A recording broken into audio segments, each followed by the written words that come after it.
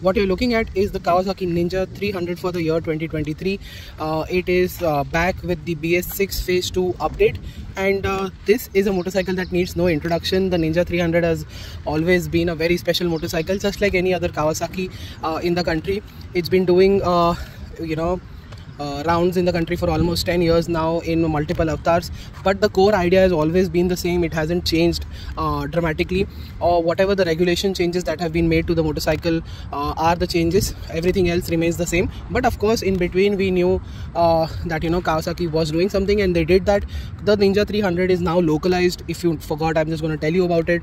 It is now much cheaper than before. The prices dropped, and then you got certain changes on the bike as well. But the core idea, core features list, and the performance and the dynamics are remain pretty much the same. But now it costs 3.5 lakh rupees in some cities and 4 lakh rupees in some cities on road. So it is still a slightly expensive proposition. But then again, the competition has caught up with the Ninja in a very weird way, which is the price, because the KTMs and the Yamaha R3 are all around the same ballpark as well. So the Ninja 300 becomes competitive. It comes to life again in the segment because it is now very closely priced to the its competitors. Let's dive in one way or the other about the Ninja, and as always, let's begin with the design. Similar design as before. The new paint scheme, of course, which is almost revised every other year, is seen here. The black, the red, the vents here look really nice, and you've got this very good looking exhaust on the Ninja 300. Huge grab rail. I think this is part of the regulation, that is why it has come here. And what you can see is the tail lamp, which is not an LED unit even today. Very nice tank that is visible here, and the same clip-ons can be seen as before. The instrument cluster remains the same after all these years, almost a decade, and the instrument cluster still remains the same. You don't get any features here apart from trip, odo, fuel gauge, clock, and that is about it. The switch gear also remains pretty much the same, and what you look at the front, you can see the pilot lamps as well as the main lamps. I can just yeah, it is the main beams as well as the low beam and the high beam, both here are still not LEDs, surprisingly. And that is the pedal disc brake and the multi-spoke alloy wheels that are on offer. This new bike seems to have the new Nilo Grip Zapper MRF tires on offer, and yeah, that is what the changes are. And let's find out how it drives. So let's see how the Ninja 300 rides, and before that, let me make sure that you hear the exhaust note of the vehicle.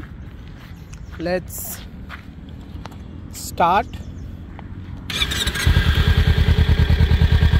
That is the idle of the motorcycle. Still sounds fantastic. Very jet fighter like exhaust note and intake note that is on offer. Truly very different from any other motorcycle in this segment ever seen.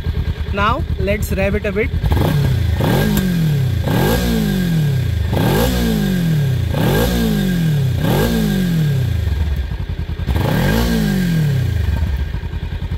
Still sounds fantastic as always. The Ninja 300 is one of the reasons why this bike is so good, is the unique exhaust note that is nobody has been able to capture till date.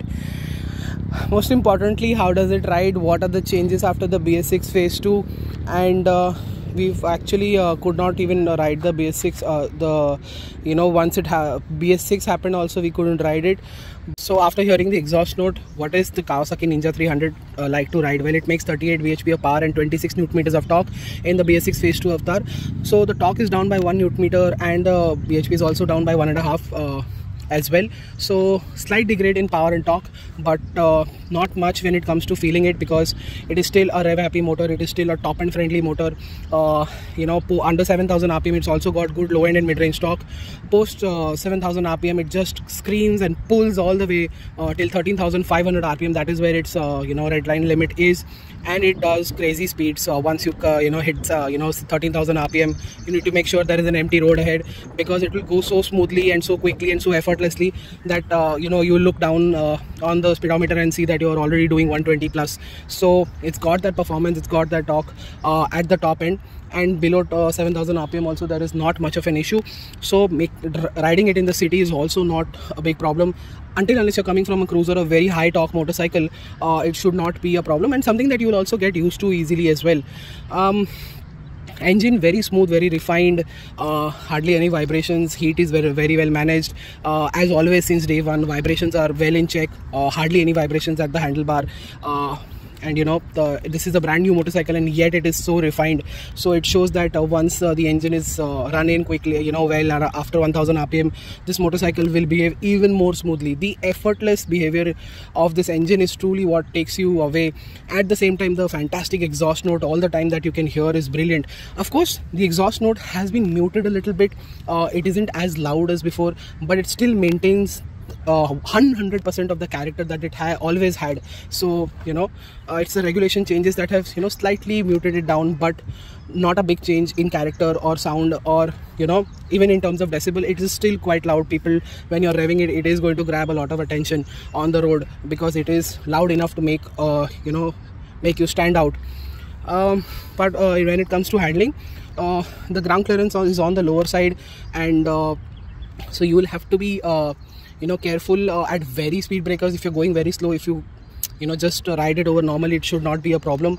And that is makes it easier in the way of, you know, getting on the motorcycle as well. The ergonomics are brilliant. The seat height is very low. You can grab the tank really well, and that makes the motorcycle very confidence inspiring to ride. And almost everybody can hop onto this motorcycle. People around 5'5", 5'4" also you know, can sit on this bike quite well. They can get their feet down, and it will be a very good motorcycle for them because the chassis also inspires a lot of confidence. Stability at high speeds, which it can do very easily, is really good. Cornering also is quite brilliant. Turn in, and you know, turn in is sharp. It's quite agile in the corners. It is nimble in the city. It's easier to ride as well. There's hardly any effort from the chassis part as well. So it's easier to ride. It's confidence inspiring. The handling is quite good. Again, you know, Kawasaki has worked hard to get us good tires on the Ninja 300. These are MRF Nylon grip tires, but surprisingly there was a bit of you know, slip that we noticed, a bit of you know, on really wet surfaces, on concrete surfaces, and that too while going a bit faster. Most of the time it wasn't an issue at all, and I think these tires need some time to wear in as well. But the grip again is much better than before. It is better than the Dunlops and the Bristows that Kawasaki used to have. With these MRF, they make a lot of sense. They become local friendly, they become Indian road abuse friendly. So that is the important part. If you're not happy with the tires, you can always change them. There are fantastic options in this segment. You've got 110 at the front and 140 at the back even today. So the choices in that segment of tires is pretty good. Apart from that, the brakes, again, the front brake and the rear brake does feel a bit wooden. And you know, it requires a lot of lever bite to, you know, a lot of lever pull in to grab the brakes from high speeds, because the engine braking also is good, not great. So you will have to rely on the brakes, and you will have to put in a little effort on the brakes if you're riding fast. Most of the time, again, no problem whatsoever. So that is something that you will have to keep in mind. I think the tires and the brakes still need an upgrade, because even the brakes today don't get steel braided lines. They're still on rubber hoses, and you know, these are the things that Kawasaki hasn't upgraded on the motorcycle, and I think that update is not far away. But at the same time, you know, for India very specifically, the prices have come down.